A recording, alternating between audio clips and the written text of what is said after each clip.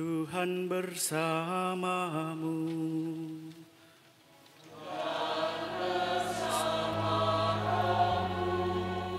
Inilah Injil suci menurut Yohanes.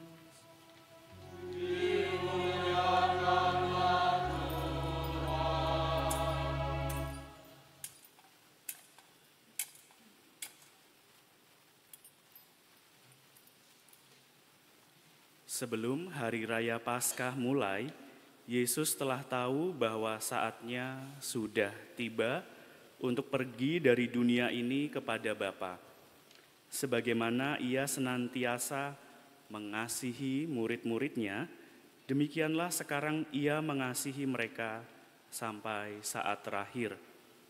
Ketika mereka sedang makan bersama, iblis telah membisikkan dalam hati Yudas Iskariot, anak Simon, rencana untuk mengkhianati Yesus. Yesus tahu bahwa Bapa telah menyerahkan segala sesuatu kepadanya dan bahwa ia datang dari Allah dan akan kembali kepada Allah.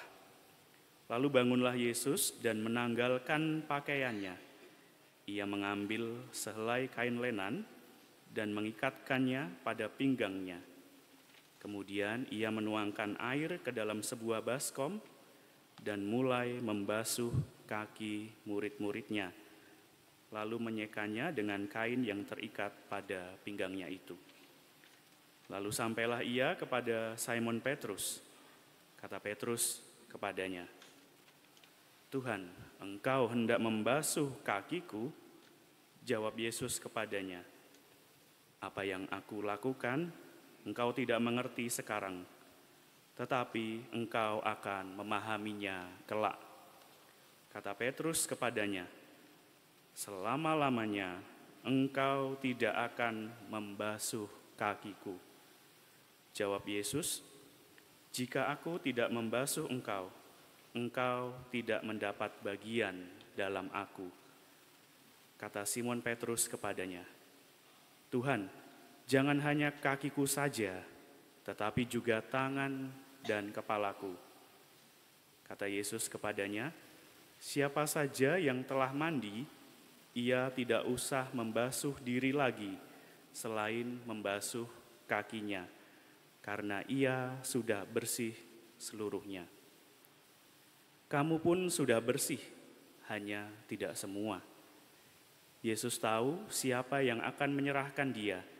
Karena itu ia berkata, "Tidak semua kamu bersih."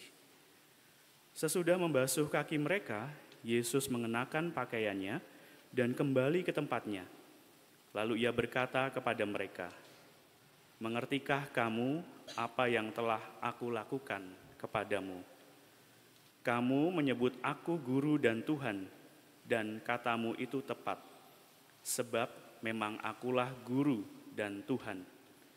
Jadi jika aku, Tuhan dan gurumu, membasuh kakimu, maka kamu pun wajib saling membasuh kaki. Sebab aku telah memberikan suatu teladan kepadamu, supaya kamu juga melakukan seperti yang telah aku lakukan kepadamu." Demikianlah sabda Tuhan.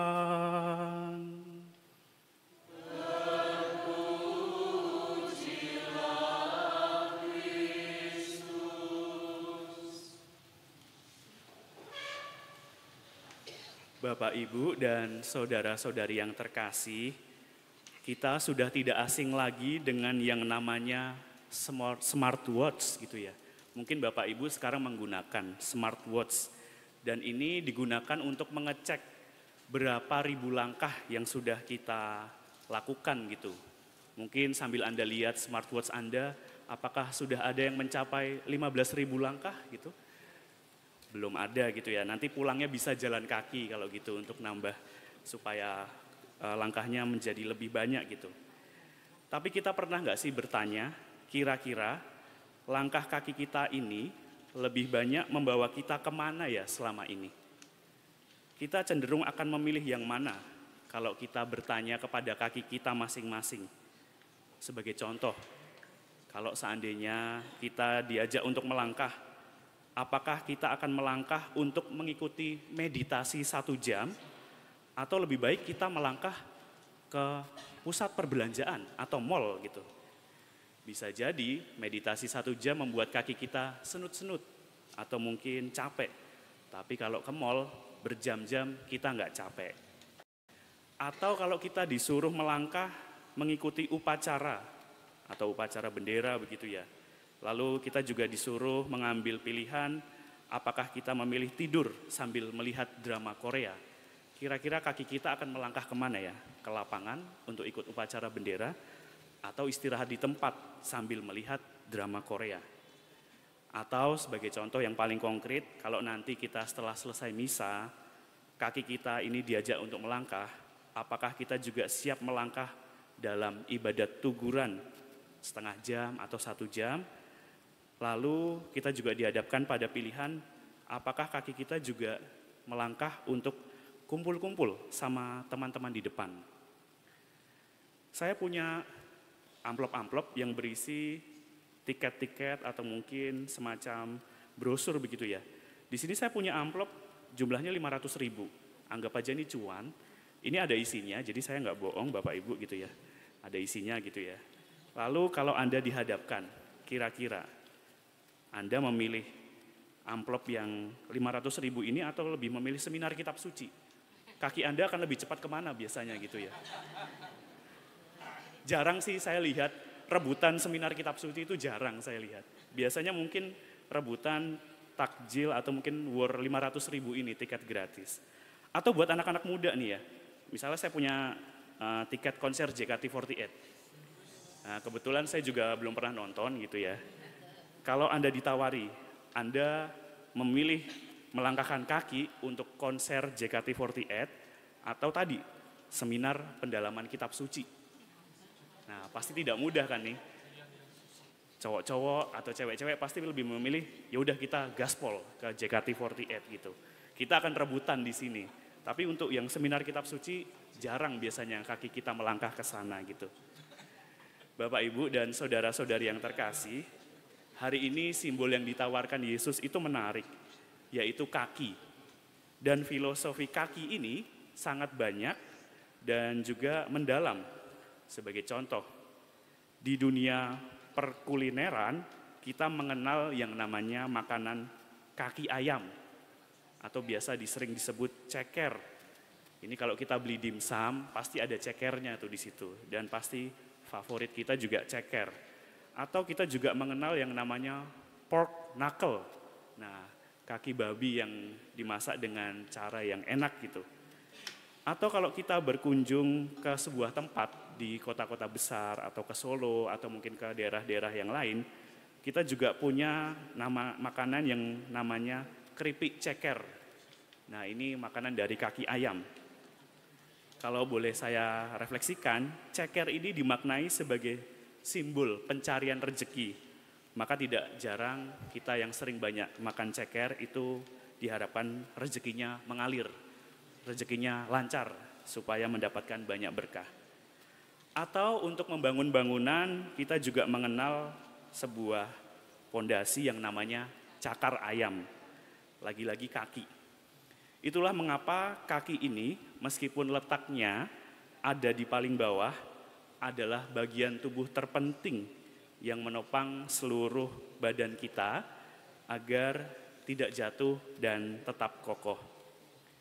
Dan dalam bacaan Injil yang baru saja kita dengar sore hari ini, Tuhan Yesus menunjukkan kepada kita betapa berharganya kaki kita masing-masing.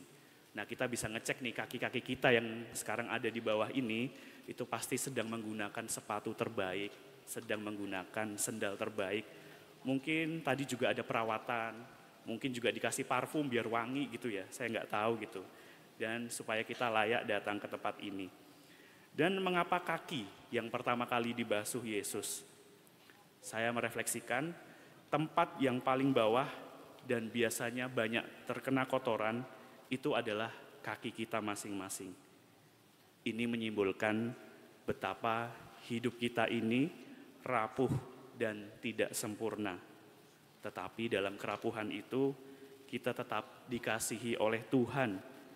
Kita tetap dibasuh oleh Tuhan. Maka menurut hemat saya, Tuhan sedang mengajarkan kepada kita sore hari ini agar kita membangun dan memiliki fondasi iman yang kokoh dalam hidup ini. Yaitu kita diharapkan peduli pada hal-hal yang paling mendasar. Dan dalam iman kita, hal yang paling mendasar itu adalah tadi sudah disebutkan, kasih dan kepedulian terhadap sesama. Karena Tuhan sudah mengasihi kita terlebih dahulu. Saya rasa situasi ini relevan dengan situasi kita akhir-akhir ini. Bapak Ibu mungkin mengenal akhir-akhir ini istilah statue. Ada yang tahu nggak statue? Ada lagunya nih, statue gitu. Statue ya. Ini adalah singkatan dari setelan cuek, bersikap masa bodoh, nggak peduli, bodoh amat. Tetapi hari ini Yesus menawarkan yang kebalikannya, yaitu stay to care. Artinya bertahan untuk peduli, hadir untuk peduli. Bukan statue atau cuek, tapi kita diharapkan ada untuk peduli. Bukan kabur dan tidak mau tahu apa yang terjadi, tetapi kita diharapkan untuk stay and care. Pertanyaannya bagi kita cenderung lebih yang kemana? Statue atau stay to care? Hadir untuk peduli atau cuek untuk lari? Apakah langkah kaki kita sering membawa kita kepada hal-hal, kepada tempat-tempat yang membutuhkan kepedulian kita?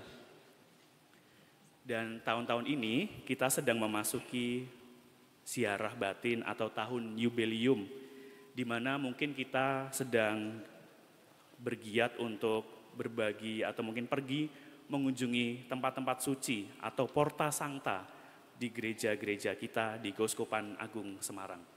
Tetapi jangan dilupakan juga bahwa Porta Sancta kita tidak hanya ada di gereja kita masing-masing, tetapi Porta Sancta kita itu ada di panti asuhan anak-anak, ada di penjara, ada di panti asuhan cacat ganda, ada di rumah sakit, bahkan di depan rumah kita, orang-orang yang mungkin berjualan pedagang-pedagang kecil di depan rumah kita. Dan bisa jadi Porta Sancta kita saat ini adalah keluarga kita masing-masing yang membutuhkan ketukan atau mungkin perhatian kita. Sebagai contoh, apakah kita pernah membasuh kaki anak-anak kita di rumah? Atau suami kita, atau mama papa kita gitu. Dan ini sebagai simbol bakti kita kepada mereka yang hadir di tengah-tengah kita. Paus Fransiskus sendiri juga memberikan keteladannya kepada kita dengan pergi ke penjara-penjara pada hari raya seperti ini untuk membasuh kaki para tahanan. Dia punya devosi pribadi dan tradisi demikian. Kalau Tuhan sendiri saja sudah membasuh kaki kita yang rapuh ini, sekarang tugas kita adalah gantian membasuh kaki orang-orang yang membutuhkan. Maka ada sebuah kisah yang ingin saya ceritakan, yang ingin menggambarkan bahwa dalam ketidaksempurnaan yang dimiliki seseorang, dia tetap menunjukkan sikap pedulinya kepada orang lain. Kisahnya demikian. Di sebuah tempat di Amerika, ada seorang anak bernama Tony Christiansen. Ini saya ambil dari Kompas, dari kisah nyata. Tony Christiansen pada waktu kecil mengalami kecelakaan mobil, dan mobil yang dia tumpangi itu terserempet kereta api, sehingga membuatnya luka parah. Dan terpaksa kakinya harus diamputasi pada umur 9 tahun. Jadi sudah sejak umur 9 tahun, Tony Christiansen tidak memiliki kaki. Meskipun dia kehilangan kakinya, tetapi dia tidak kehilangan nyawanya. Ketika diberi kesempatan kedua untuk bisa hidup kembali, dia tidak ingin menyia-nyiakannya. Ada banyak hal yang ingin dia coba, misalnya berenang, bermain taekwondo, menyetir, dan kegiatan pada umumnya. Tetapi ketika dia mencoba pertama kali untuk berenang, dia tenggelam sampai ke dasar laut. Akhirnya dia berusaha bangkit lagi, sampai akhirnya dia bisa berenang. Tidak hanya itu, dia juga akhirnya belajar menyetir dan akhirnya bisa mengendarai mobil. Lalu juga belajar taekwondo, dan yang paling mengherankan adalah dia belajar menjadi safe lifeguard, artinya menjadi penjaga pantai yang tugasnya adalah melindungi dan menjaga para peselancar. Dan dia adalah satu-satunya orang di dunia yang tanpa kaki yang berprofesi sebagai safe lifeguard atau menjadi penjaga pantai. Nah, ketika diwawancarai, dia ditanya, apa sih rahasia di balik kesuksesannya? Dia menjawab demikian, jangan menunggu sesuatu dengan duduk atau menunggu tertabrak kereta api, baru kita menorehkan prestasi. Ketika kita masih berdiri tegak, memiliki banyak waktu, kadang-kadang justru kita malah menyia-nyiakan waktu itu untuk menunggu. Jangan sampai ketika hal buruk terjadi, baru kita bergerak. Jangan sampai ketika kesehatan kita menurun atau mengalami hal buruk, baru kita sadar untuk bergerak. Jangan menunggu bangkrut, jangan menunggu sakit, baru kita berbagi atau melakukan hal-hal yang besar. Kadang kalau kita menunggu, belum tentu kesempatan itu datang dalam hidup ini. Inilah saatnya untuk bergerak. Bapak, Ibu, dan saudara-saudari yang terkasih, Tuhan kita bukanlah Tuhan yang diam atau yang hanya cuek seperti statue tadi, tetapi Tuhan kita adalah Tuhan yang stay, yang hadir untuk peduli kepada kita. Dan semoga hari ini kita juga diajak menjadi pribadi yang care, tanpa menunggu sempurna, tanpa menunggu semuanya beres. Semoga tangan kasih Tuhan yang membasuh kaki kita juga menggerakkan hati kita untuk stay to care, peduli pada mereka yang membutuhkan di tengah kesibukan waktu kita.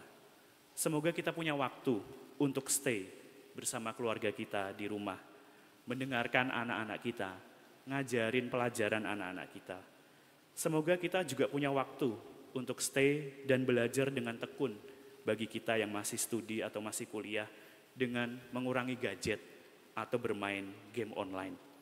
Dan yang paling penting, semoga kita punya waktu stay untuk berdoa dan berjaga bersama Tuhan. Kemuliaan kepada Bapa dan Putra dan Roh Kudus,